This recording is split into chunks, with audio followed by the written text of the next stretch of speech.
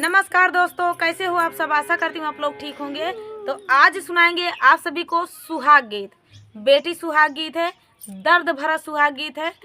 तो चलिए सुनाते हैं ये प्यारा सा सुहाग गीत। सास बहू ऑफिशियल देहाती गीत को सर्च करें, सर्च में आता है। बहुत ही अच्छे अच्छे गीत है, पड़ा है उस पर। और दीपिका ऑफिशियल आप लोग सर्च करें, बहुत ही प्यारा गीत पड़ा है, तो आप लोग सर्च जरूर करें। दीपिका फेशियल का व्यूज कम जा रहा है दोस्तों, तो आप लोग सपोर्ट करें, सपोर्ट कीजिए। रेखा विजय ब्लॉग को भी सपोर्ट करें दोस्तों। मेरी भतीजी बोल रही है। लाला ही घोड़ा चीत का बरबा छेड़ुआ, अरे लाला ही घोड़ा चीत का बरबा छेड़ुआ, अरे ठाढ़े माड़वना के बीच रे लाला नवा, अरे ठाढ़े माड़वना के बीच रे लाला नवा, अरे ई हाई घोड़ा बाबा ससुरु का देता, अरे ई हाई घोड़ा बाबा ससुरु का देता, अरे बढ़ाता ई नमावा तो हर रे लाला नवा, अरे बढ़ाता ई नमावा तो हर रे लाला नवा, अरे ई हाई घोड़ा बाबा ससुरु का देता, अरे ई हाई घोड़ा बाबा ससुरु का देता, अरे बढ़ाता ई नमावा तो हर रे लाला नवा, अरे बढ़ाता ई नमावा तो हर रे लाला नवा, अरे हम ताऊ जानी बेटी बोलायू ना जानियू, अरे हम ताऊ जानी बेटी बोलायू ना जानियू, अरे लिहालियू कारे जवानी सारी रे लाला नवा, अरे लिहालियू कारे जवानी सारी रे लाला नवा, अरे हम ताऊ जानी बेटी बोलायू ना जानियू, अरे हम ताऊ जानी बेटी बोलायू ना जानियू, अरे लिहालियू कारे जवानी सारी रे लाला नवा, अरे लिहालियू कारे जवानी सारी रे लाला नवा,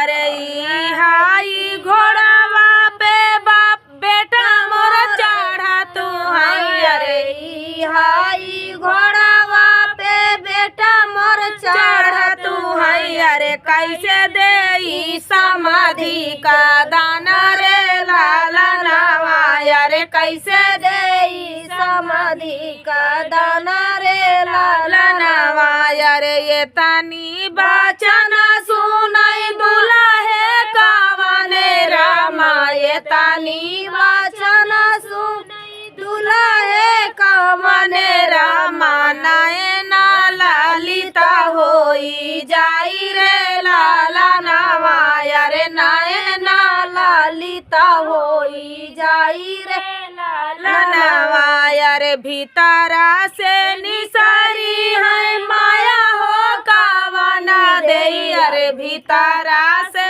निसारी है माया हो कावना दे, अरे सुना बेटा या राजा हमारा रे लाला नवा, अरे सुना बेटा या राजा हमार रे लाला नवा, अरे चांदा सूरज जैसे बेटी संकला पे, अरे चांदा सूरज ऐसे बेटी संकला पे, अरे घोड़ावा कावनाए साचीज रे लाला नवा, अरे घोड़ावा कावनाए सब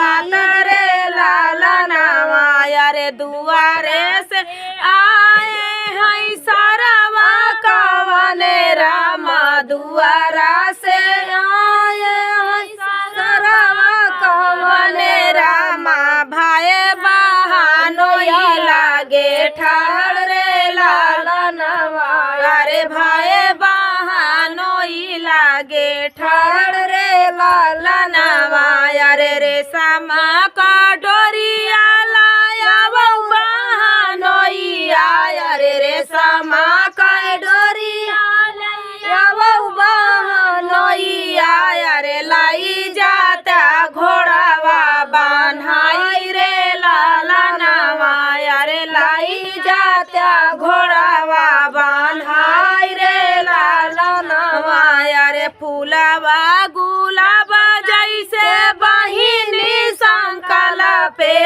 फूलावा गुलाब जैसे बैली संकल पे अरे घोड़ा कई कावना बुनिया दरे लाला नामा अरे घोड़ा कई कावना बुनिया दरे लाला नामा।